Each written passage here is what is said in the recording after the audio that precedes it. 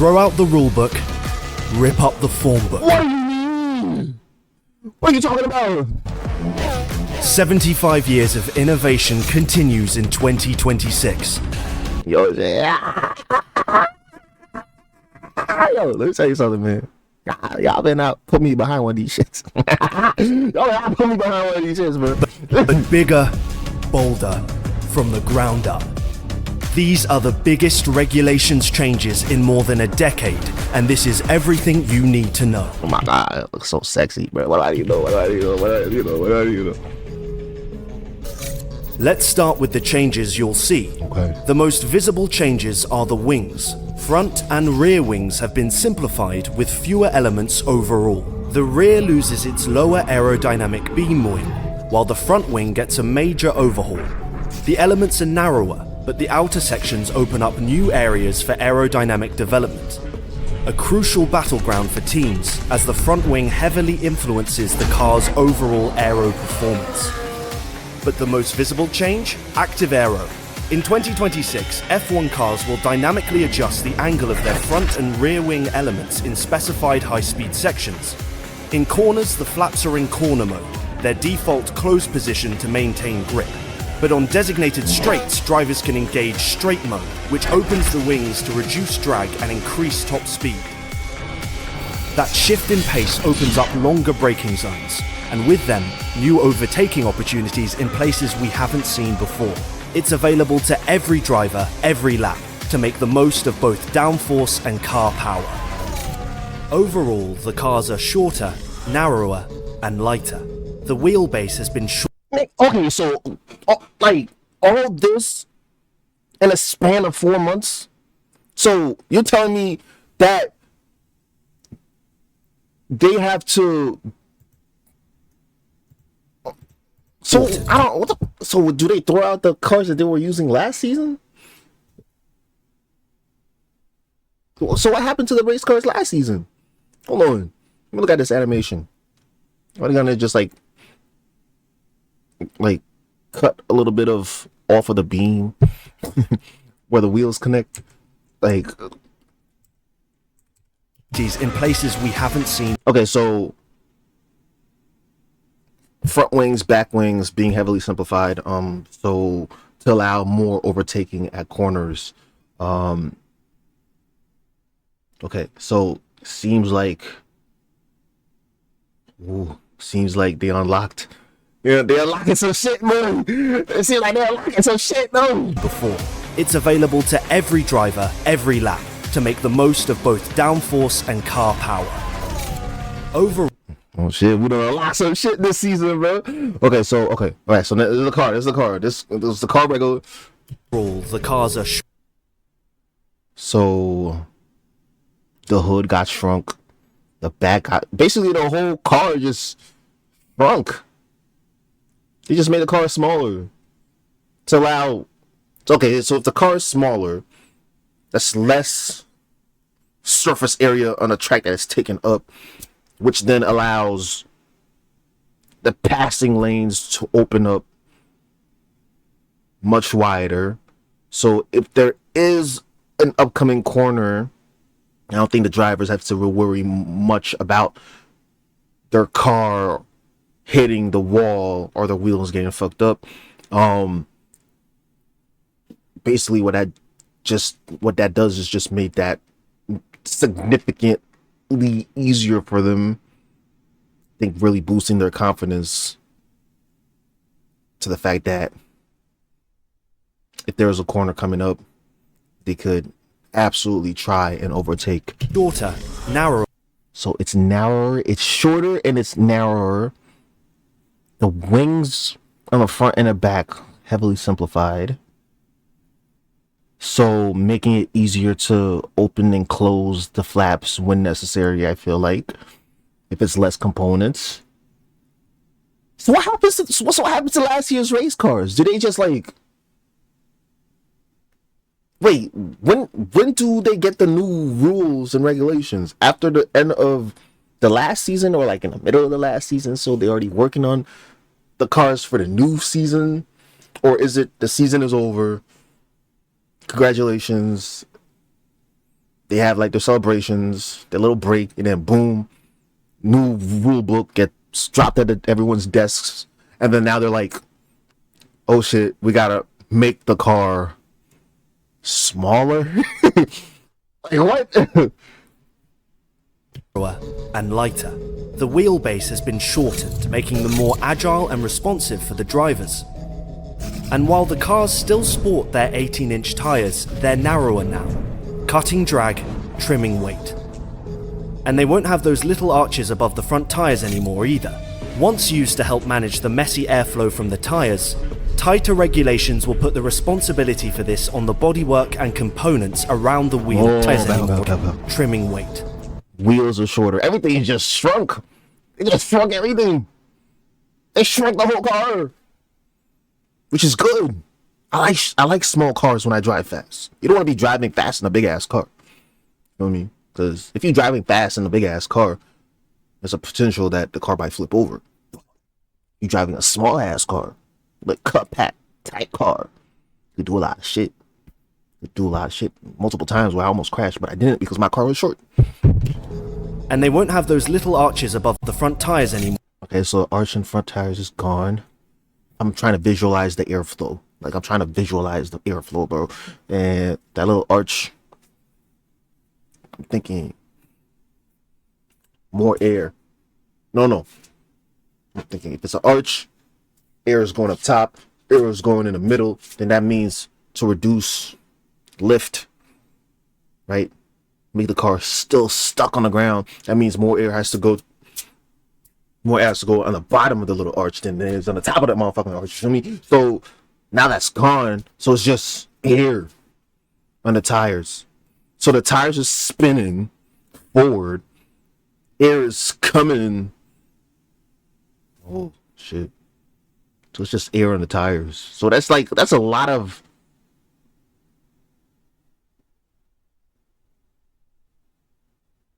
Is that drag on the tires? Or either. Once used to help manage the messy airflow from the tires, tighter regulations will put the responsibility for this on the bodywork. The tires will get fucked up very quickly. Not only is it dealing with the gravel, but it's also now dealing with the airflow. It's not like streamlined or anything like that. It's just hitting the front of the wheel. I'm imagining this. The wheel is spinning. Airflow. What would the airflow do? Would the airflow kind of just like gets wrapped in the wheel, right? If the wheel is spinning forwards and there's air coming, I imagine some of the air would like hit the base of the wheel and kind of slide up, and then some of the air would get trapped on the wheel surface and gets like pushed down like to the gravel, like so the air, some of the air would do this, that, while the wheel is spinning, and then kind of like maybe spin back again. So wouldn't that be bad for the wheel? Would that be airplaning, bro? And components around the Would that be airplaning? wheels instead, keeping the cars cleaner and lighter. This follows behind the wheels with the design of these barge boards and the simplifying and shrinking of the floor bodywork. This is to discourage outwashing, where teams direct the turbulent air off the front wheels around their car rather than over its aero surfaces, which has affected following cars in seasons past. Cleaner lines, less dirty. Turbulent air off the front wheels around their car rather. So they're using that messy air. So they're trying to make up for the fact that the front wheels is now exposed. So they're making up for the fact that the front wheels exposed. Right? The front wheels exposed and shit. Bro. Oh my god. Yo. Nah, bro. Okay, so so the front wheels exposed, turbulent air. He said they would direct that air to the outside of the car, so the air would kind of like, if this is the wheel, the air would do something like this for me. But now they're trying to keep the air in with the car, so the air will kind of go off the wheel, gets funneled in here, and go around the V. come out the back, except of the air going like this. Because if the thing was there, the air would kind of like quickly go under and go out. But like now they want the motherfucking shit to go like this. Shit to go like this. Yo, why they make this car shorter and smaller and compact, than over its aero surfaces, which has affected following cars in seasons past. But can I see? Okay, I have to see like, what do you call that? A simulation of how like the air is gonna run off this car. Cleaner lines, less dirty air. Underneath, it's a whole new story. The long ground effect tunnels are gone, replaced by flatter floors and extended diffusers with bigger openings. That means less downforce and a higher ride height, which could allow a greater range of setups, suiting a greater range of driving styles. Okay, so they want the cars, it seems like, okay, so less downforce. So they want the cars more bouncy this year. So the car is going to be more bouncy. They want the cars more loose and bouncy this year. So smaller cars makes for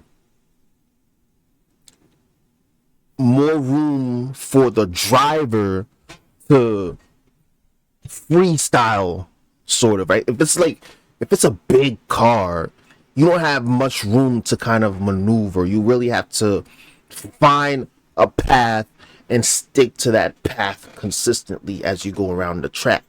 But because the car is much more smaller, that means it takes up less space on the track, opening up different like areas of the track for you to kind of like play around in. So technically your like your path down the track in one lap doesn't significantly have to reflect it again on the second lap. And because there's less downforce, the car is not like suction onto the floor. So then you could like maneuver around a lot. You can maneuver a lot, and the airflow on top of the car is not more streamlined.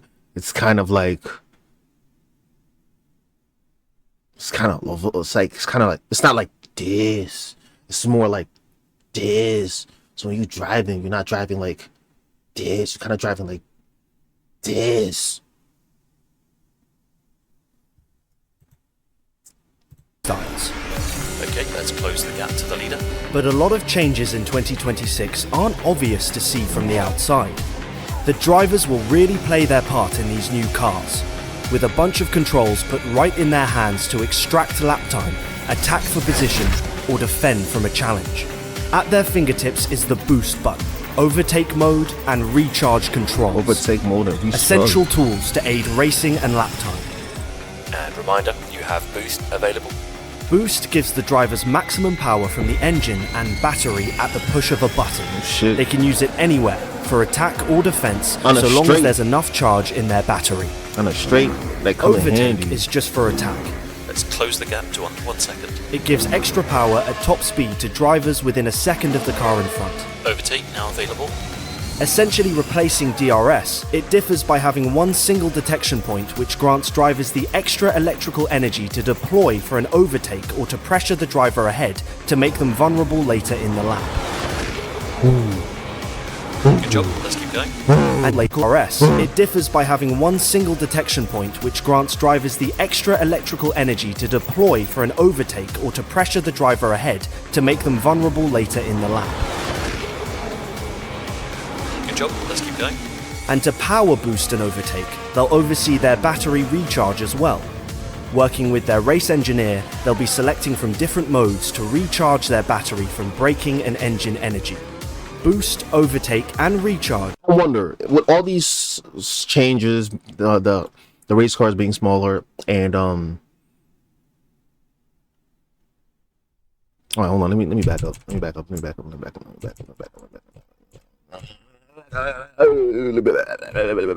outside.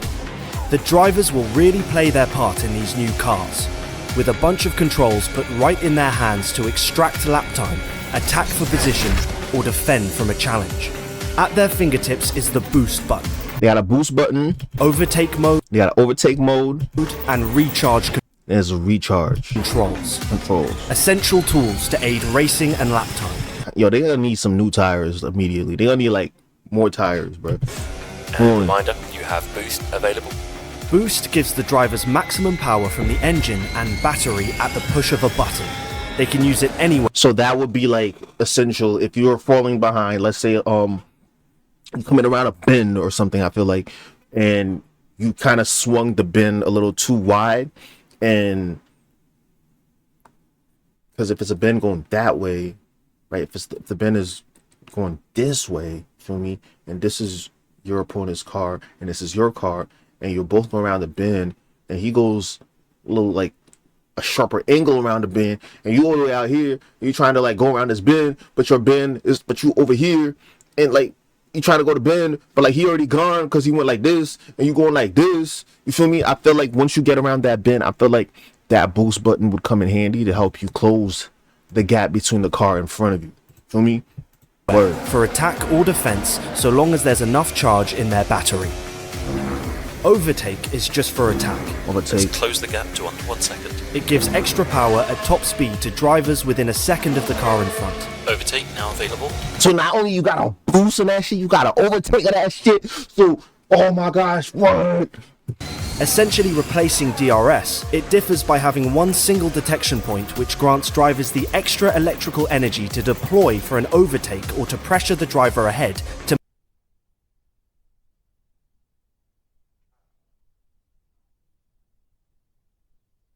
Oh, they got a boost on that, and they got an overtake on that. Oh shit. make them vulnerable later in the lap.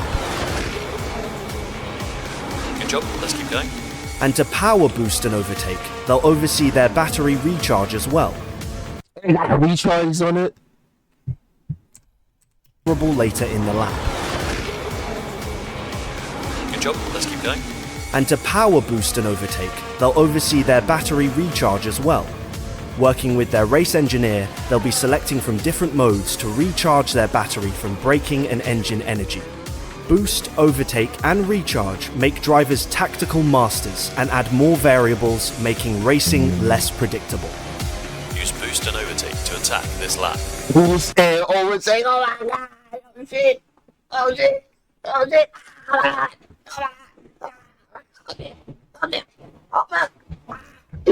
Oh shit.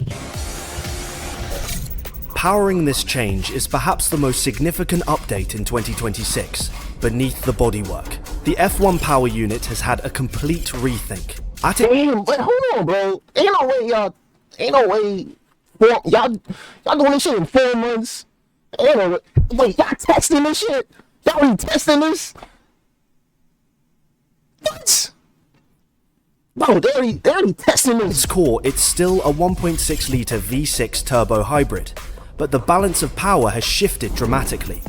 The internal combustion engine output has been downsized, while the electric motor triples its output. That's nearly a 50-50 power split between fuel and electric combustion hybrid LEAP 326 beneath the bodywork. The F1 power unit has had a complete rethink. At its core, it's still a 1.6 litre V6 turbo hybrid, but the balance of power has shifted dramatically.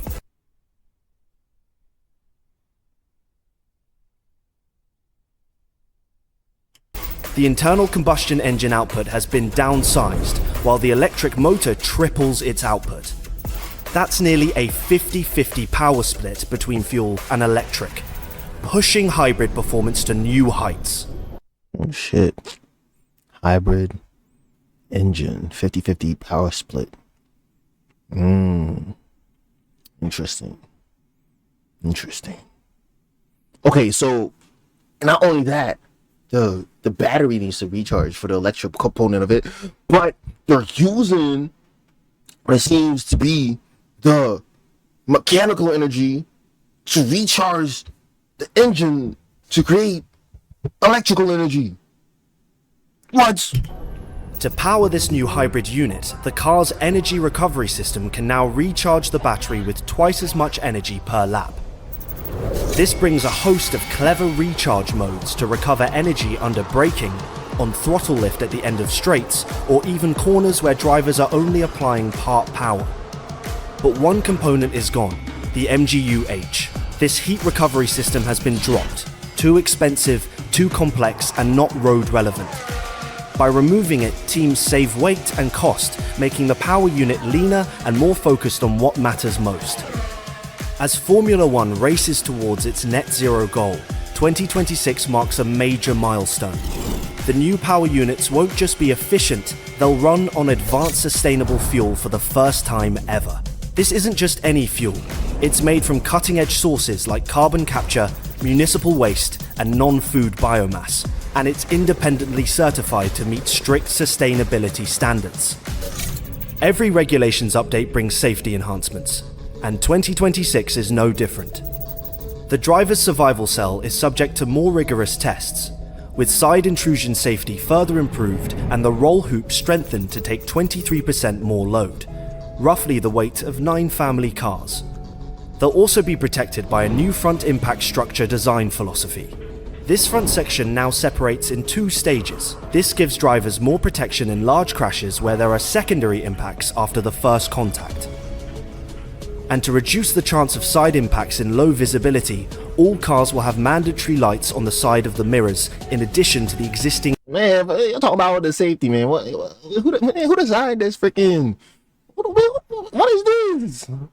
What is this? rear rain lights.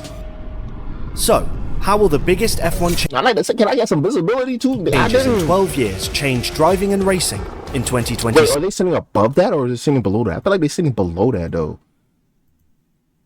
Impacts are also be protected by Man, you driving like this or you driving like this? a new front impact structure design philosophy.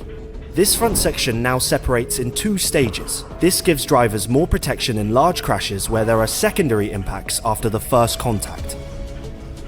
And to reduce the chance of side impacts in low visibility, all cars will have mandatory lights on the side of the mirrors in Look at addition that to the existing sucker. rear rain lights. So, how will the biggest F1 changes in 12 years change driving and racing in 2026? Fundamentally, the soul of F1 remains untouched. The cars will be fast, fierce, and just as jaw-dropping to watch. What's changing is the challenge. With new tech and tighter rules, it's an even bigger test for teams and drivers to prove they've built the best car and earned the right to be called the best in the world. These new regulations weren't built in isolation either. They were shaped by the FIA in close collaboration with the teams and F1. The result? A rule set that's already attracted more manufacturers. That means more competition, more innovation, and more chances for surprise breakthroughs. But what about the driving?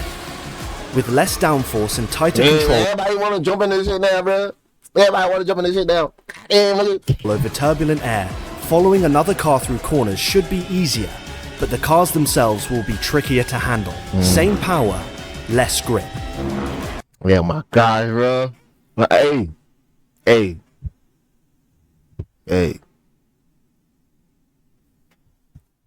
Listen. My thing is like, them niggas really built this shit. Cause last season ended beginning December, mid-February, and they're already testing these cars.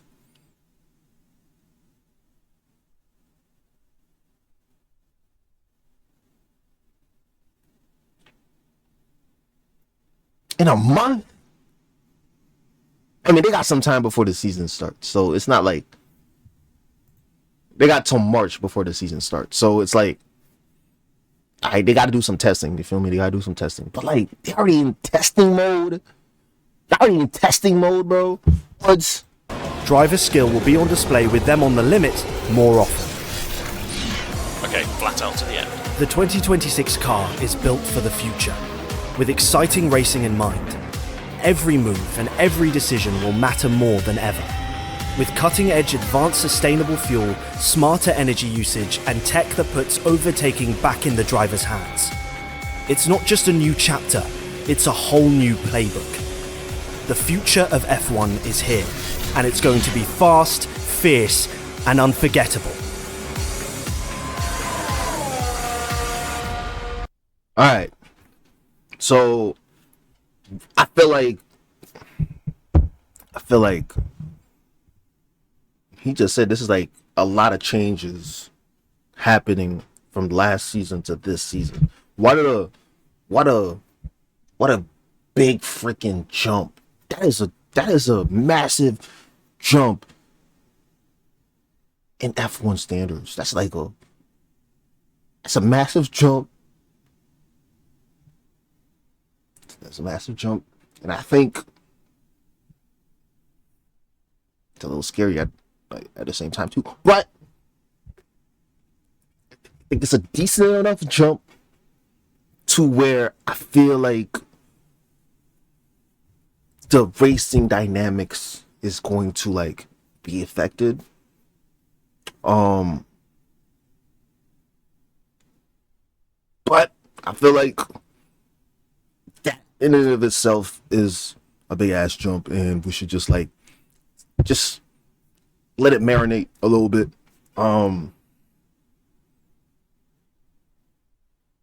The cars just got chopped by like 25% in each area. The cars is no longer suctioned anymore. It has the ability to maneuver around the racetracks, and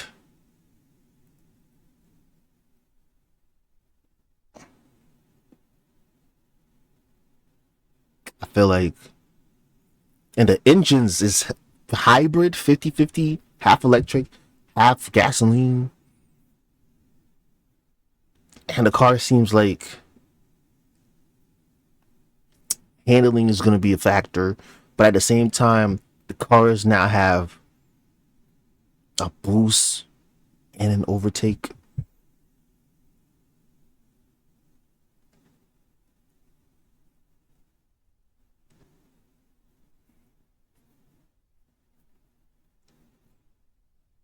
So I'm excited as fuck. That was, I don't know, I wasn't expecting all this changes offered for this next season. I was thinking, I don't know, we got more flaps added. We done improved the suction of the cars. We done came up with some new tires, some never before seen tires made out of like new material that we done developed, and now it's going on the F1 cars and shit like that. You feel me? That's what I was expecting, bro. I was expecting like, something like that. I was expecting like, new tires. We done developed new tires. I was expecting them niggas to develop new tires. You feel me? That's what I was expecting, bro. I was not expecting all this, bro. Cars shrunk. I was not expecting any of this. I feel like, and the fact like they're already testing the cars, bro. What?